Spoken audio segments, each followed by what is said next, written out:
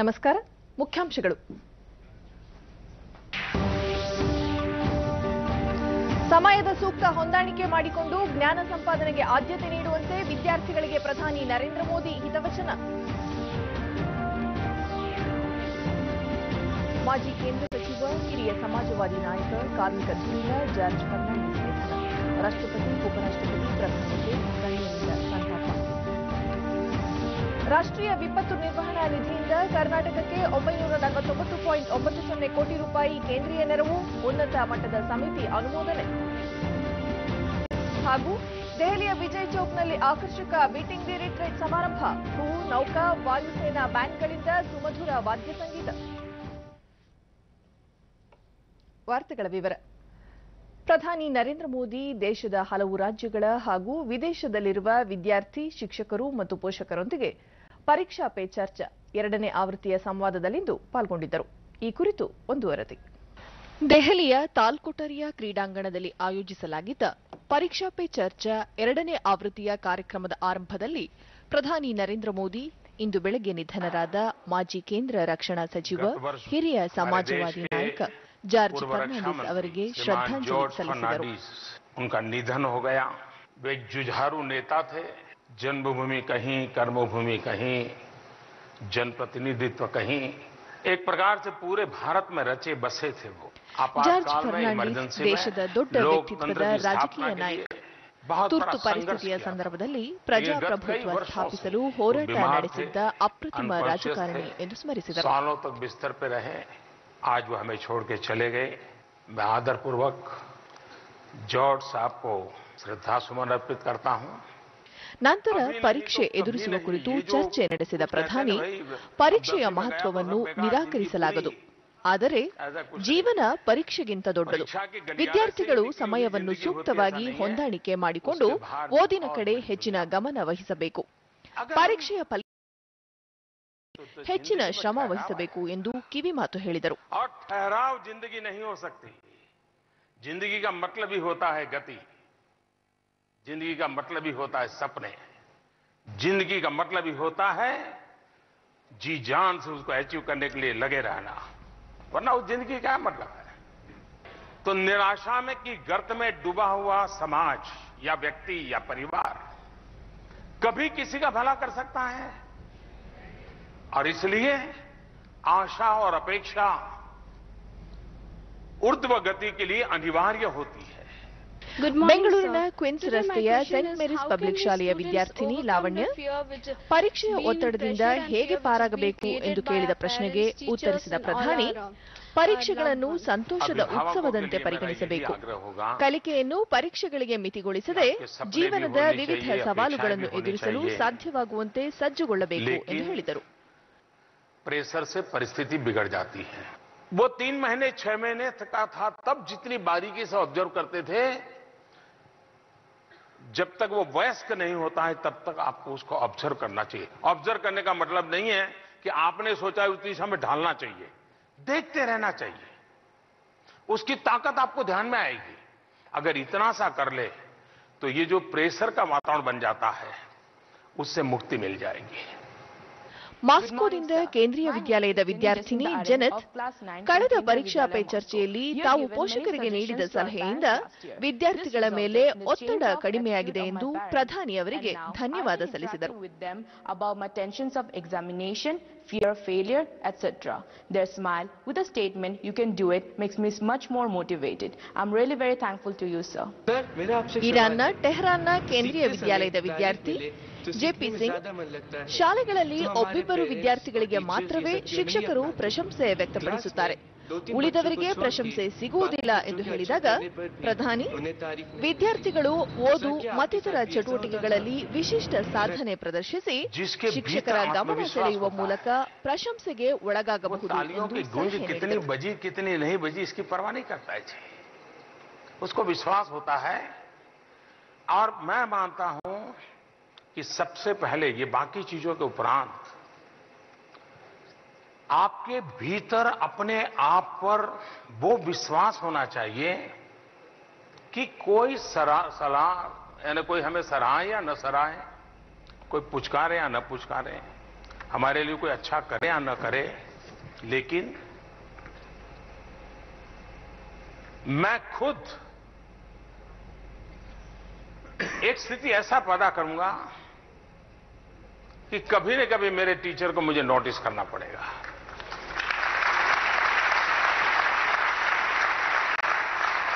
उनको चैलेंज ही करना है। ಮಕ್ಕಳಲ್ಲಿ ಹೆಚ್ಚುತ್ತಿರುವ ಮೊಬೈಲ್ ಗೀಳಿನ ಬಗ್ಗೆ ಅಸ್ಸಾಂನ ವಿದ್ಯಾರ್ಥಿಯ ತಾಯಿಯೊಬ್ಬರು ಕೇಳಿದ ಪ್ರಶ್ನೆಗೆ ತಂತ್ರಜ್ಞಾನ ಮಕ್ಕಳ ಸಾಮರ್ಥ್ಯವನ್ನು ವೃದ್ಧಿಸಲು ಮನಸ್ಸು ವಿಕಸನಕ್ಕೆ ನೆರವಾಗಬೇಕು ಎಂದು ಹೇಳಿದರು. टेक्नोलॉजी हमें अगर सिकुड़ देती है, हमें नैरो बना देती है, हमारी सोच भी बड़ी नैरो बन जाती है, तो शायद हमें जीवन को बहुत बड़ा नुकसान होगा। टेक्नोलॉजी का उपयोग हमारे एक्सपांशन के लिए होना चाहिए, मेरे विस्तार के लिए होना चाहिए, मेरे सामर्थ्य में बढ़ोतरी के लिए होना चाहिए। ಮಕ್ಕಳ ಮೇಲೆ ಅನಗತ್ಯವಾಗಿ ಹೆಚ್ಚಿನ ಒತ್ತಡ ಹೇರದಂತೆ ಪೋಷಕರಿಗೆ ಸಲಹೆ ನೀಡಿದ ಅವರು ಮಕ್ಕಳು ತಮ್ಮ ಕ್ರಿಯಾಶೀಲತೆಯನ್ನು ವ್ಯಕ್ತಪಡಿಸಲು ಅವಕಾಶ ನೀಡಬೇಕು ಎಂದರು. उनको समाज में एक स्थान बना रहे, इसलिए माँ बाप बच्चों पर ये प्रेशर डालने की आदत बन जाती है। इरादा नहीं है उनका, उनको साथ हमें अन्याय नहीं करना चाहिए। ಇದಕ್ಕೂ ಮುನ್ನ ಕೇಂದ್ರ ಮಾನವ ಸಂಪನ್ಮೂಲ ಅಭಿವೃದ್ಧಿ ಸಚಿವ ಪ್ರಕಾಶ್ ಜಾವಡೇಕರ್ ಪ್ರಾಸ್ತಾವಿಕವಾಗಿ ಮಾತನಾಡಿ, ವಿದ್ಯಾರ್ಥಿಗಳು ಶಿಕ್ಷಣ ವ್ಯವಸ್ಥೆಯ ಬಗ್ಗೆ ಪ್ರಧಾನಿ ಅಪಾರ ಕಳಕಳಿ ಹೊಂದಿದ್ದಾರೆ ಎಂದರು. ये ऐसा सहज ही नहीं होता। प्रधानमंत्री एक तड़प से, मन से, पैशन से और प्रवृत्ति से भी एक अच्छे अध्यापक है। ವಿದ್ಯಾರ್ಥಿಗಳು ದೇಶದ ಏಕತೆ ವೈವಿಧ್ಯತೆಯನ್ನು ಬಿಂಬಿಸುವ ಸಾಂಸ್ಕೃತಿಕ ಕಾರ್ಯಕ್ರಮ ಪ್ರದರ್ಶಿಸಿದರು.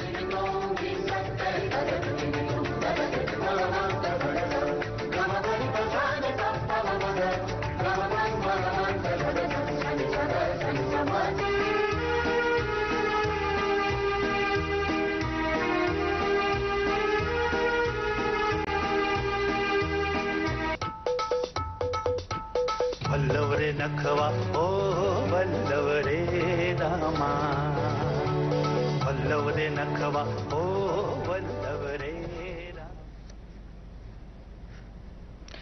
ವಿದ್ಯಾರ್ಥಿಗಳಲ್ಲಿ ಪರೀಕ್ಷೆ ಕುರಿತು ಭಯವನ್ನು ಹೋಗಲಾಡಿಸಲು ಪ್ರಧಾನಿ ನರೇಂದ್ರ ಮೋದಿ ನಡೆಸಿದ ವಿಡಿಯೋ ಸಂವಾದವನ್ನು ರಾಜ್ಯದ ಹಲವು ಶಾಲಾ ಕಾಲೇಜುಗಳಲ್ಲಿ ವೀಕ್ಷಿಸಲಾಯಿತು. ಬೆಂಗಳೂರಿನ ಕೇಂದ್ರೀಯ ವಿದ್ಯಾಲಯದಲ್ಲಿ ವಿದ್ಯಾರ್ಥಿಗಳು ಉತ್ಸಾಹದಿಂದ ಸಂವಾದದಲ್ಲಿ ಪಾಲ್ಗೊಂಡಿದ್ದರು.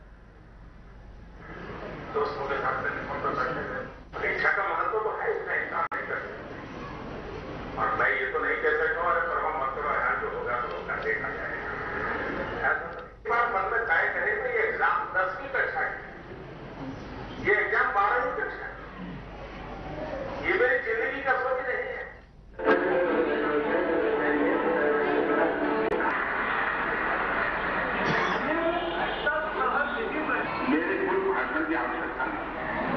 ಹುಬ್ಬಳ್ಳಿಯ ಚಿನ್ಮಯ ಶಾಲೆಯಲ್ಲಿ ವಿದ್ಯಾರ್ಥಿಗಳು ಶಿಕ್ಷಕರು ಸಂವಾದವನ್ನು ವೀಕ್ಷಿಸಿದರು. ಮೋದಿ ಅವರ ಭಾಷಣವನ್ನು ವಿದ್ಯಾರ್ಥಿನಿ ಅನುಷಾ ಹಿರೇಗೌಡ ಫೆಬ್ರವರಿ ಮತ್ತು ಮಾರ್ಚ್ನಲ್ಲಿ ದೇಶಾದ್ಯಂತ ನಡೆಯುವ ಪರೀಕ್ಷೆಗಳಿಗೆ ಹಾಜರಾಗುತ್ತಿರುವ ವಿದ್ಯಾರ್ಥಿಗಳನ್ನು ಹುರಿದುಂಬಿಸಲು ಪ್ರಧಾನಿ ನಡೆಸಿದ ಸಂವಾದ ಪ್ರೇರಣಾದಾಯಕವಾಗಿದೆ ಎಂದರು. ಹಾಗೂ ಅದನ್ನು ಗುರುತಿಸಿಕೊಳ್ಳುತ್ತೇವೆ. ಪರೀಕ್ಷೆನ ಹೆಂಗೆ ಎದುರಿಸಬೇಕು. 10ನೇ ತರಗತಿಯ ವಿದ್ಯಾರ್ಥಿನಿ ಅಪರ್ಣ ವಿದ್ಯಾರ್ಥಿಗಳಲ್ಲಿ ಬಹಳಷ್ಟು ಭರವಸೆ ಇಟ್ಟಿರುವ ಪೋಷಕರಿಗೂ ಪ್ರಧಾನಿ ಕಿವಿಮಾತು ಹೇಳಿದ್ದಾರೆ ಎಂದರು. ಬರೆಯೋದು ಪರೀಕ್ಷೆ ಅಲ್ಲ, ಅದನ್ನ ಓದಿದ್ದು ತಿಳ್ಕೊಂಡು ನಮ್ಮ ಲೈಫ್ ಅಲ್ಲಿ ಹೆಂಗ್ ಇಂಪ್ಲಿಮೆಂಟ್ ಮಾಡಬಹುದು ಅದನ್ನ ತಿಳ್ಕೊಂಡು, ಆಮೇಲೆ failure is the stepping stone to success ಅಂದಂಗೆ ಫೇಲ್ ಆದ ತಕ್ಷಣ ಡಿಪ್ರೆಷನ್ ಅಲ್ಲಿ ಹೋಗೋ ಡಿಸಪಾಯಿಂಟ್ಮೆಂಟ್ ಆಗಬಾರ್ದು.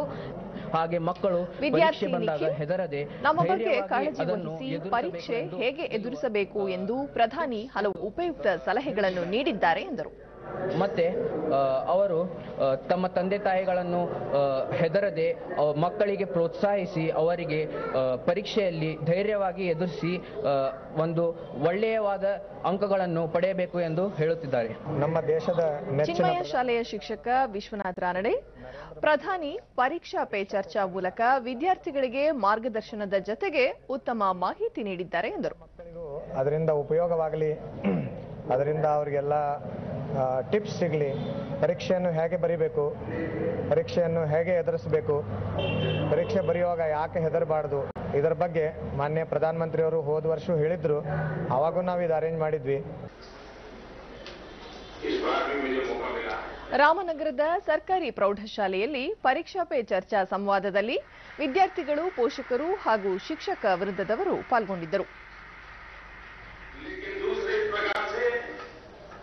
ಶ್ರೀಮಾನ್ ಪ್ರಧಾನಮಂತ್ರಿ 10ನೇ ತರಗತಿಯ ವಿದ್ಯಾರ್ಥಿ ಮೊಹಮ್ಮದ್ ಮುಸಾವಿರ್, ಪ್ರಧಾನಿ ಈ ಸಂವಾದ ಪರೀಕ್ಷೆಗೆ ಪೂರ್ವ ಸಿದ್ಧತೆ ಮಾಡಿಕೊಳ್ಳಲು ಸಹಕಾರಿಯಾಗಲಿದೆ ಎಂದರು. ಹಾಗೂ ಟೆಕ್ನಾಲಜಿನ ಹೇಗೆ ಬಳಸ್ಕೋಬೇಕು ಹಾಗೂ ಫೇಲ್ ಆಗೋಯ್ತೀನಿ ಅಂತ ಇರೋ ಮನಸ್ಸಲ್ಲಿ ಮಡ್ಕೊಂಡಿರೋರಿಗೆ ಧೈರ್ಯ ತುಂಬಿ ಅವ್ರಿಗೆಲ್ಲ ಹುಮ್ಮಸ್ಸನ್ನು ಹೇಳ್ಕೊಟ್ಟಿದ್ದಾರೆ.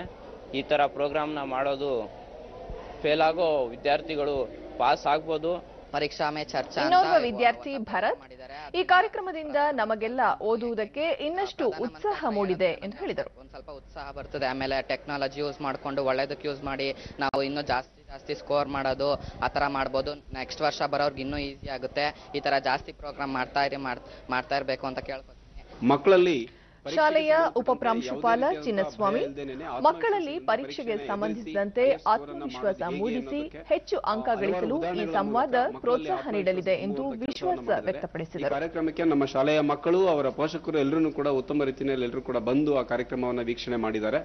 ಪ್ರಧಾನಮಂತ್ರಿ ಅವರು ಪೋಷಕಿ ಸುನೀತಮ್ಮ, ತಮ್ಮ ಮಗ ಈ ಶಾಲೆಯಲ್ಲಿ ಓದುತ್ತಿದ್ದು ಪ್ರಧಾನಿಯವರ ಸಲಹೆ, ಮಾರ್ಗದರ್ಶನ ಸಹಕಾರಿಯಾಗುತ್ತದೆ ಎಂದು ಹೇಳಿದರು. ಅದರಿಂದ ಅಭಿನಂದನೆ ಸಲ್ಲಿಸಿದೆ. ದೀರ್ಘಕಾಲ ಅನಾರೋಗ್ಯದಿಂದ ಬಳಲುತ್ತಿದ್ದ ಮಾಜಿ ಕೇಂದ್ರ ಸಚಿವ, ಹಿರಿಯ ಸಮಾಜವಾದಿ ನಾಯಕ ಜಾರ್ಜ್ ಫರ್ನಾಂಡಿಸ್ ಇಂದು ಬೆಳಗ್ಗೆ ನವದೆಹಲಿಯಲ್ಲಿ ನಿಧನ ಹೊಂದಿದರು. ಅವರಿಗೆ 88 ವರ್ಷ ವಯಸ್ಸಾಗಿತ್ತು.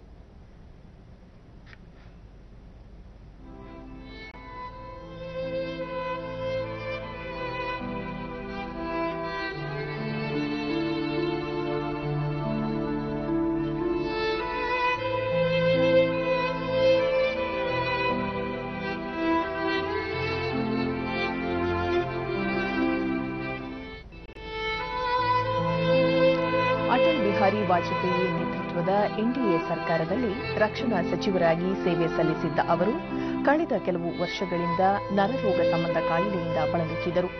ಜಾರ್ಜ್ ಫರ್ನಾಂಡಿಸ್ ಅವರ ದೆಹಲಿ ನಿವಾಸದಲ್ಲಿ ಇರಿಸಲಾಗಿದ್ದ ಅವರ ಪಾರ್ಥಿವ ಶರೀರಕ್ಕೆ ಉಪರಾಷ್ಟ್ರಪತಿ ಎಂ ವೆಂಕಯ್ಯನಾಯ್ಡು ಸೇರಿದಂತೆ ಹಲವು ಗಣ್ಯರು ಅಂತಿಮ ನಮನ ಸಲ್ಲಿಸಿದರು.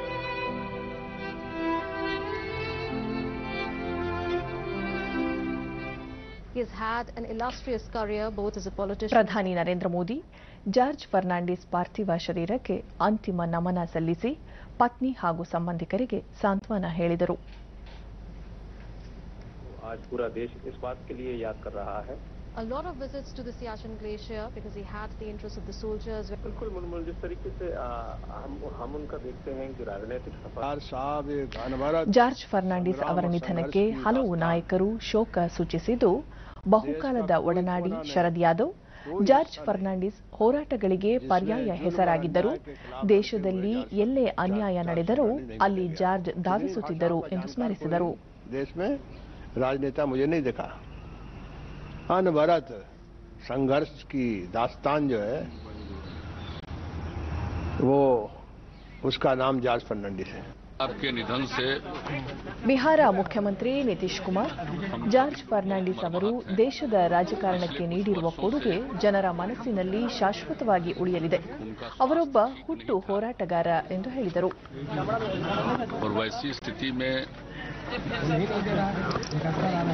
हम सब लोगों के लिए निधन तो बहुत ही दुखद है, लेकिन उनके लिए एक तरह से मुक्ति है. अब जो योगदान जॉर्ज साहब का इस देश की राजनीति में रहा है और जो कुछ भी उन्होंने समाज की सेवा के लिए किया है वो सदैव याद रखा जाएगा. अमेरिका से आना है तो कल ही जो ಜಾರ್ಜ್ ಫರ್ನಾಂಡಿಸ್ ಪಾರ್ಥಿವ ಶರೀರದ ಅಂತ್ಯಕ್ರಿಯೆ ಅಮೆರಿಕದಲ್ಲಿರುವ ಅವರ ಪುತ್ರ ಶಾನ್ ಆಗಮಿಸಿದ ನಂತರ ಬುಧವಾರ ನಡೆಯಲಿದೆ ಎಂದು ದಿವಂಗತ ನಾಯಕನ ನಿಕಟವರ್ತಿ ಜಯಾ ಜೇಟ್ಲಿ ಹೇಳಿದ್ದಾರೆ. जिनको भी आके अपना करना है वो कर ले. ಮಾಜಿ ರಕ್ಷಣಾ ಸಚಿವ ಜಾರ್ಜ್ ಫರ್ನಾಂಡಿಸ್ ಅವರ ನಿಧನಕ್ಕೆ ರಾಷ್ಟ್ರಪತಿ, ಉಪರಾಷ್ಟ್ರಪತಿ, ಪ್ರಧಾನಿ ಸೇರಿ ಹಲವು ರಾಷ್ಟ್ರೀಯ ಹಾಗೂ ರಾಜ್ಯ ನಾಯಕರು ತೀವ್ರ ಸಂತಾಪ ಸೂಚಿಸಿದ್ದಾರೆ. ರಾಷ್ಟ್ರಪತಿ ರಾಮನಾಥ್ ಕೋವಿಂದ್ ತಮ್ಮ ಟ್ವೀಟ್ ಸಂದೇಶದಲ್ಲಿ ಹಲವು ಸ್ತರಗಳಲ್ಲಿ ದೇಶ ಸೇವೆ ಸಲ್ಲಿಸಿದ್ದ ಜಾರ್ಜ್ ಸರಳ ಜೀವನಕ್ಕೆ ಮತ್ತು ಶ್ರೇಷ್ಠ ಚಿಂತನೆಗೆ ಹೆಸರಾಗಿದ್ದವರು. ತುರ್ತು ಪರಿಸ್ಥಿತಿ ಸಂದರ್ಭದಲ್ಲಿ ಪ್ರಜಾಪ್ರಭುತ್ವದ ಚಾಂಪಿಯನ್ ಆಗಿ ಹೊರಹೊಮ್ಮಿದ್ದರು ಎಂದು ಸ್ಮರಿಸಿದ್ದಾರೆ. ಉಪರಾಷ್ಟ್ರಪತಿ ಎಂ ವೆಂಕಯ್ಯನಾಯ್ಡು ತಮ್ಮ ಚಿಂತನೆ ಮತ್ತು ಕ್ರಿಯೆಗಳ ಮೂಲಕ ಜನರ ಮೇಲೆ ಗಾಢ ಪ್ರಭಾವ ಬೀರಿದ್ದ ಜಾರ್ಜ್ ಜೆಪಿ ಚಳುವಳಿಯಲ್ಲಿ ತಮ್ಮನ್ನು ತೊಡಗಿಸಿಕೊಂಡು ಹಲವು ಹೋರಾಟಗಳ ನೇತೃತ್ವ ವಹಿಸಿದ್ದರು. ಬಹುಮುಖ ವ್ಯಕ್ತಿತ್ವದ ಅವರು ದಮನಿತ ಹಕ್ಕುಗಳಿಗಾಗಿ ಸದಾ ತುಡಿಯುತ್ತಿದ್ದರು ಎಂದು ಹೇಳಿದ್ದಾರೆ. ಜಾರ್ಜ್ ಅವರ ನಿಧನಕ್ಕೆ ಪ್ರಧಾನಿ ನರೇಂದ್ರ ಮೋದಿ ತೀವ್ರ ಸಂತಾಪ ಸೂಚಿಸಿದ್ದಾರೆ. ಟ್ವೀಟ್ ಸಂದೇಶದಲ್ಲಿ ಅವರು ಜಾರ್ಜ್ ಫರ್ನಾಂಡಿಸ್ ಎಂದ ಕೂಡಲೇ ನ್ಯಾಯಕ್ಕಾಗಿ ಹೋರಾಡುವ ಧೈರ್ಯಶಾಲಿ ಕಾರ್ಮಿಕ ನಾಯಕ ನೆನಪಾಗುತ್ತಾರೆ. ಅತ್ಯಂತ ವಿನಯತೆಯುಳ್ಳ ಅಪರೂಪದ ರಾಜಕಾರಣಿಯಾಗಿದ್ದ ಅವರು ರೈಲ್ವೆ ಸಚಿವರಾಗಿ ದೂರದರ್ಶಿ ಕೆಲಸಗಳನ್ನು ಮಾಡಿದ್ದರು. ರಕ್ಷಣಾ ಸಚಿವರಾಗಿ ಭಾರತವನ್ನು ಸುರಕ್ಷಿತ ಹಾಗೂ ಸದೃಢವನ್ನಾಗಿಸಿದ್ದರು ಎಂದು ಸ್ಮರಿಸಿದ್ದಾರೆ. ಕೇಂದ್ರ ಸಚಿವ ಡಿವಿ ಸದಾನಂದಗೌಡ ಕರ್ನಾಟಕದಲ್ಲಿ ಹುಟ್ಟಿ ಮುಂಬೈನ ಶೋಷಿತ ಕಾರ್ಮಿಕ ಹೋರಾಟದಲ್ಲಿ ತಮ್ಮ ಛಾಪು ಮೂಡಿಸಿದ ಜಾರ್ಜ್ ನಿಧನದಿಂದ ದೇಶದ ರಾಜಕಾರಣದ ಹಿರಿಯ ಕೊಂಡಿಯೊಂದು ಕಳಚಿದಂತಾಗಿದೆ ಎಂದು ಟ್ವೀಟ್ನಲ್ಲಿ ಹೇಳಿದ್ದಾರೆ. ಮಾಜಿ ಪ್ರಧಾನಿ ಎಚ್ಡಿ ದೇವೇಗೌಡ ಸಮಾಜವಾದಿ ನಾಯಕರಾದ ಜಾರ್ಜ್ ನಿಧನದಿಂದ ಕಾರ್ಮಿಕ ಚಳವಳಿಯ ಪ್ರಮುಖ ಮುಖಂಡರನ್ನು ಕಳೆದುಕೊಂಡಂತಾಗಿದೆ ಎಂದು ಕಂಬನಿ ಮಿಡಿದಿದ್ದಾರೆ.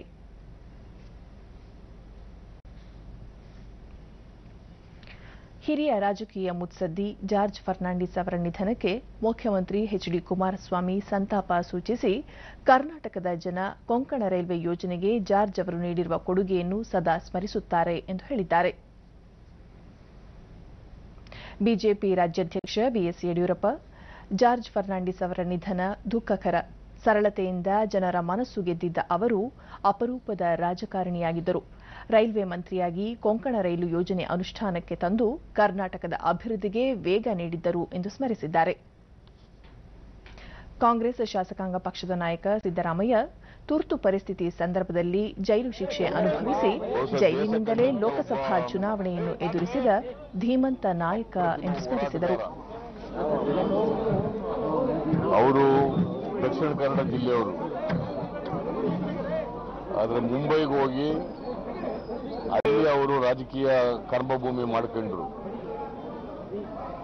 ಮೊದಲಿಗೆ ಅವರು ಟ್ರೇಡ್ ಯೂನಿಯನ್ ಲೀಡರ್ ಆಗಿ, ಆಮೇಲೆ ಸೋಷಲಿಸ್ಟ್ ಪಾರ್ಟಿ ಮೂಲಕ ಲೋಕಸಭೆಗೆ ನಿಂತ್ಕೊಂಡು ಲೋಕಸಭೆಯಲ್ಲಿ ಅವತ್ತು ಮುಂಬೈನಲ್ಲಿ ದೊಡ್ಡ ಲೀಡರ್, ಕಾಂಗ್ರೆಸ್ ಲೀಡರ್ನ ಸೋಲಿಸಿದ್ರು ಅವರು.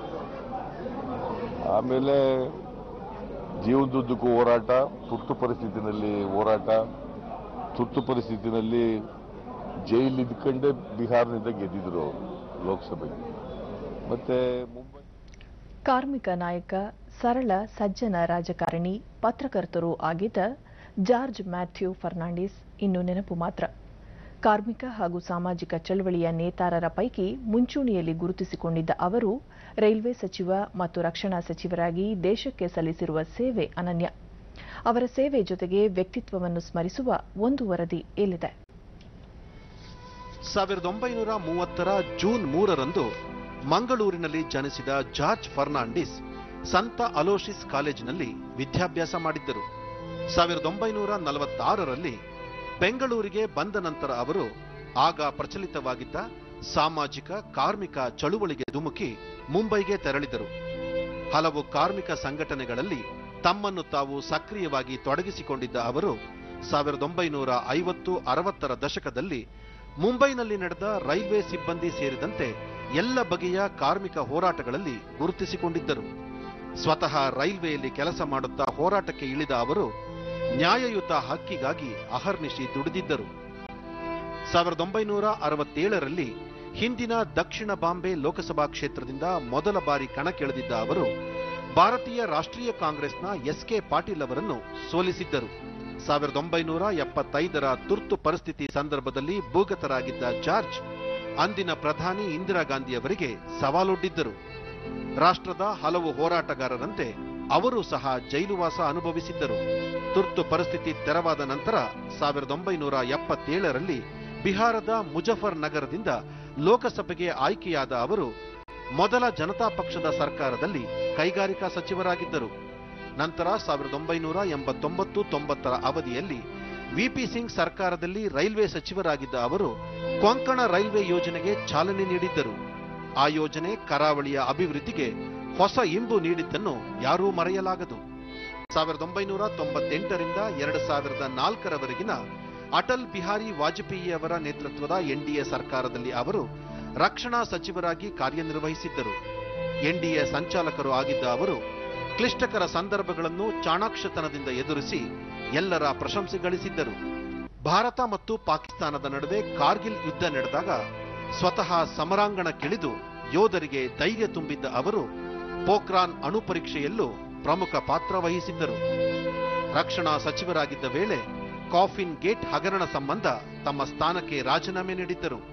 ನಂತರ ಹಗರಣದ ತನಿಖೆ ನಡೆಸಿದ ಆಯೋಗ ಅವರನ್ನು ಆರೋಪ ಮುಕ್ತಗೊಳಿಸಿತ್ತು. ತುಳಿತಕ್ಕೊಳಗಾದವರಿಗೆ ಸಾಮಾಜಿಕ ನ್ಯಾಯ ದೊರಕಿಸಿಕೊಡಲು ತಮ್ಮದೇ ಸಮತಾ ಪಕ್ಷ ಸ್ಥಾಪಿಸಿದ್ದ ಅವರು ತಮ್ಮ ಹೋರಾಟ, ಸರಳ ಸಜ್ಜನಿಕೆಯಿಂದಾಗಿ ಜನಮಾನಸದಲ್ಲಿ ಚಿರಸ್ಥಾಯಿಯಾಗಿ ಉಳಿದಿದ್ದಾರೆ.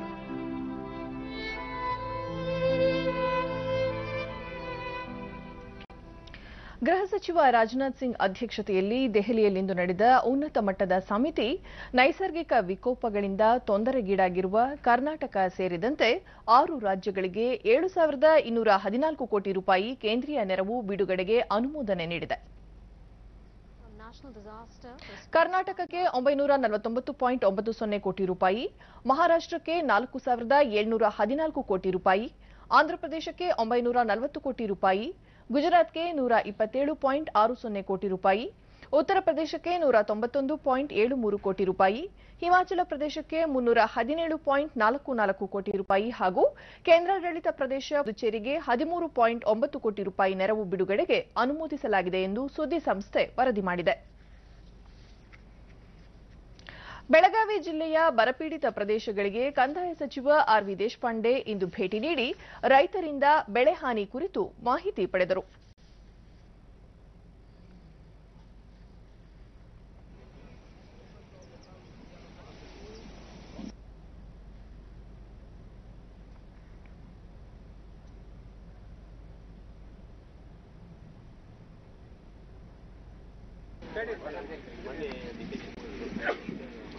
ನಂತರ ಬರ ಸಮಸ್ಯೆ ಕುರಿತ ಬೆಳಗಾವಿ ವಿಭಾಗದ ಸಚಿವ ಸಂಪುಟ ಉಪಸಮಿತಿಯ ಪ್ರಗತಿ ಪರಿಶೀಲನಾ ಸಭೆ ದೇಶಪಾಂಡೆ ಅವರ ಅಧ್ಯಕ್ಷತೆಯಲ್ಲಿ ಬೆಳಗಾವಿಯಲ್ಲಿ ನಡೆಯಿತು. ಜಿಲ್ಲಾ ಉಸ್ತುವಾರಿ ಸಚಿವ ಸತೀಶ್ ಜಾರಕಿಹೊಳಿ, ಸಂಸದರಾದ ಪ್ರಕಾಶ್ ಹುಕ್ಕೇರಿ, ಸುರೇಶ್ ಅಂಗಡಿ, ವಿಧಾನಸಭೆಯ ಮುಖ್ಯ ಸಚೇತಕ ಗಣೇಶ್ ಹುಕ್ಕೇರಿ, ಸಂಸದೀಯ ಕಾರ್ಯದರ್ಶಿ ಅಂಜಲಿ ನಿಂಬಾಳ್ಕರ್, ಜನಪ್ರತಿನಿಧಿಗಳು, ಅಧಿಕಾರಿಗಳು ಸಭೆಯಲ್ಲಿ ಭಾಗವಹಿಸಿದರು. 2,434 ಕೋಟಿ ರೂಪಾಯಿ ರೈತರಿಗೆ ಪರಿಹಾರ. ಬಳಿಕ ದೇಶಪಾಂಡೆ 2,434 ಕೋಟಿ ರೂಪಾಯಿ ಬರ ಪರಿಹಾರ ನೀಡುವಂತೆ ಕೇಂದ್ರ ಸರ್ಕಾರಕ್ಕೆ ಮನವಿ ಮಾಡಲಾಗಿದೆ. ಕೇಂದ್ರ ಗೃಹ ಮತ್ತು ಕೃಷಿ ಸಚಿವರಿಗೆ ಪರಿಹಾರ ನೀಡಲು ಪತ್ರ ಬರೆಯಲಾಗಿದ್ದು, ಫೆಬ್ರವರಿ ಮೊದಲನೇ ವಾರದಲ್ಲಿ ಕೇಂದ್ರ ಸಚಿವರನ್ನು ಭೇಟಿ ಮಾಡಿ ಪರಿಹಾರ ಒದಗಿಸಲು ಒತ್ತಾಯಿಸಲಾಗುವುದು ಎಂದು ಹೇಳಿದರು. 949.49 ಕೋಟಿ ಅಂದಾಜು 950 ಕೋಟಿ ಆಯಿತು. ಹಾಗಾಗಿ ನಾ ಕೇಂದ್ರ ಸರ್ಕಾರ ಪುನಃ ಮನವಿ ಮಾಡ್ತೇನೆ, ಇದು ಅವ್ರು ಪುನಃಪರಿಶೀಲನೆ ಮಾಡಬೇಕು. ನಮ್ಮ ರೈತರು ಬಹಳ ಕಷ್ಟದಿದ್ದಾರೆ. ಹಾಗಾಗಿ ನಾವೇನು ಕೇಳಿದ ಬೇಡಿಕೆ ಇತ್ತು, ಬಹಳ ಯೋಗ್ಯವಾದ ಬೇಡಿಕೆ ಇತ್ತು, ಅದು ಪುನಃಪರಿಶೀಲನೆ ಮಾಡಬೇಕಂತ ಮೊದಲಿಗಾಗಿ ಕೇಂದ್ರ ಸರ್ಕಾರಕ್ಕೆ, ಗೃಹ ಸಚಿವರಿಗೆ, ಕೃಷಿ ಸಚಿವರಿಗೆ, ಪ್ರಧಾನಮಂತ್ರಿಗೆ ನಾನು ಮನವಿ ಮಾಡ್ತಾ ಇದ್ದೇನೆ. ಎರಡನೇದು, ಆ ಸಮಯದಲ್ಲಿ 100 ತಾಲೂಕಾ ನಾವು ಬರಗಾಲ ಪೀಡಿತ ತಾಲೂಕಾ ಅಂತ ಘೋಷಣೆ ಮಾಡಿದ್ವಿ. ಈಗಾಗಲೇ 156 ತಾಲೂಕುಗಳು ಬರಪೀಡಿತ ಎಂದು ಘೋಷಿಸಲಾಗಿದೆ. ದನಕರುಗಳಿಗೆ ಮೇವಿನ ಕೊರತೆ ಉಂಟಾಗದಂತೆ ಅನುದಾನವನ್ನು ಒದಗಿಸಲಾಗಿದ್ದು, ಅಗತ್ಯವಿದ್ದಲ್ಲಿ ಮೇವಿನ ಬ್ಯಾಂಕ್ ತೆರೆಯಲು ಆದೇಶಿಸಲಾಗಿದೆ.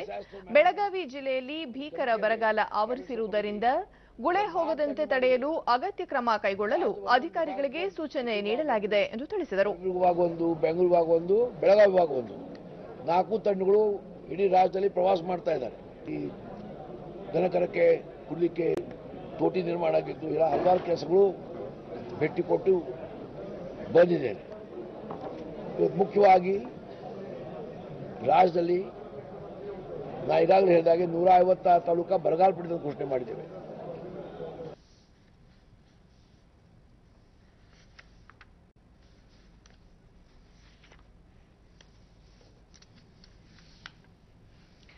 ಗಣರಾಜ್ಯೋತ್ಸವ ಸಮಾರಂಭದ ಸಮಾರೋಪ ಸಶಸ್ತ್ರ ಪಡೆಗಳ ಚಿತ್ತಾಕರ್ಷಕ ಬೀಟಿಂಗ್ ದಿ ರಿಟ್ರೀಟ್ ಕಾರ್ಯಕ್ರಮ ದೆಹಲಿಯ ವಿಜಯ್ ಚೌಕ್ ಬಳಿ ಇಂದು ಸಂಜೆ ನಡೆಯಿತು.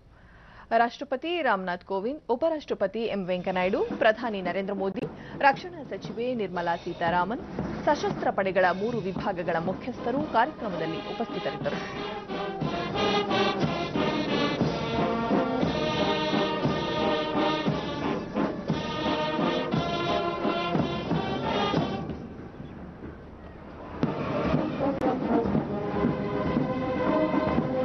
ಈ ಬಾರಿಯ ಬೀಟಿಂಗ್ ದಿ ರಿಟ್ರೀಟ್ ಕಾರ್ಯಕ್ರಮದಲ್ಲಿ ಸೇನಾ ಪಡೆಗಳ ಬ್ಯಾಂಡ್ಗಳು ಭಾರತೀಯ ಸಂಗೀತಗಾರರು ಸಂಯೋಜಿಸಿದ ರಾಗಗಳನ್ನು ಹೆಚ್ಚಿನ ಸಂಖ್ಯೆಯಲ್ಲಿ ಸುಶ್ರಾವ್ಯವಾಗಿ ಸಾದರಪಡಿಸಿದರು. ಇಂಡಿಯನ್ ಸ್ಟಾರ್, ಭರೋಂ ಕಿ ರಾಣಿ, ಜೈ ಜನ್ಮಭೂಮಿ, ನಮಸ್ತೆ ಇಂಡಿಯಾ, ಅಮರ್ ಸೇನಾನಿ ಸೇರಿದಂತೆ ಹಲವು ರಾಗಗಳನ್ನು ಸೇನಾ ಬ್ಯಾಂಡ್ಗಳು ಸಾದರಪಡಿಸಿದ ಸುಶ್ರಾವ್ಯ ಸಂಗೀತಕ್ಕೆ ನೆರೆದವರು ತಲೆದೂಗಿದರು. ಈ ವರ್ಷ 15 ಸೇನಾ ಬ್ಯಾಂಡ್ಗಳು, 15 ಪೈಪ್ ಹಾಗೂ ಡ್ರಮ್ ಬ್ಯಾಂಡ್ಗಳ ಜೊತೆಗೆ ದೆಹಲಿ ಪೊಲೀಸ್, ಕೇಂದ್ರ ಮೀಸಲು ಪೊಲೀಸ್ ಪಡೆ, ಕೇಂದ್ರ ಕೈಗಾರಿಕಾ ಭದ್ರತಾ ಪಡೆ ಹಾಗೂ ರಾಜ್ಯ ಪೊಲೀಸ್ ಬ್ಯಾಂಡ್ಗಳು ಕಾರ್ಯಕ್ರಮದಲ್ಲಿ ಪಾಲ್ಗೊಂಡಿದ್ದವು. ಸಾರೆ ಜಹಾನ್ ಸೆ ಅಚ್ಚ ರಾಗದ ಮೂಲಕ ಕಾರ್ಯಕ್ರಮ ಸಮಾಪನಗೊಂಡಿತು. ಸಂಜೆ ಆಗುತ್ತಿದ್ದಂತೆ ರಾಷ್ಟ್ರಪತಿ ಭವನ ಮತ್ತು ಇನ್ನಿತರ ಕಟ್ಟಡಗಳಿಗೆ ಮಾಡಲಾಗಿರುವ ವಿದ್ಯುತ್ ದೀಪಗಳು ವರ್ಣರಂಜಿತ ದೃಶ್ಯಗಳನ್ನು ಅನಾವರಣಗೊಳಿಸಿದವು. ಇನ್ನು ಹವಾವರ್ತಮಾನ. ರಾಜ್ಯದ ಒಳನಾಡಿನ ಅಲ್ಲಲ್ಲಿ ಮಳೆಯಾಗಿದೆ. ಕರಾವಳಿಯಲ್ಲಿ ಒಣಹವೆ ಮುಂದುವರೆದಿದೆ. ಬೀದರ್ನಲ್ಲಿ ಕನಿಷ್ಠ ತಾಪಮಾನ 12.2 ಡಿಗ್ರಿ ಸೆಲ್ಸಿಯಸ್ ದಾಖಲಾಗಿದೆ. ಮುನ್ಸೂಚನೆಯಂತೆ ಮುಂದಿನ 24 ಗಂಟೆಗಳಲ್ಲಿ ದಕ್ಷಿಣ ಒಳನಾಡಿನ ಹಲವೆಡೆ ಗುಡುಗು ಸಹಿತ ಮಳೆ ಬೀಳುವ ಸಾಧ್ಯತೆ. ಕರಾವಳಿ ಮತ್ತು ಉತ್ತರ ಒಳನಾಡಿನಲ್ಲಿ ಒಣಹವೆ ಮುಂದುವರಿಕೆ.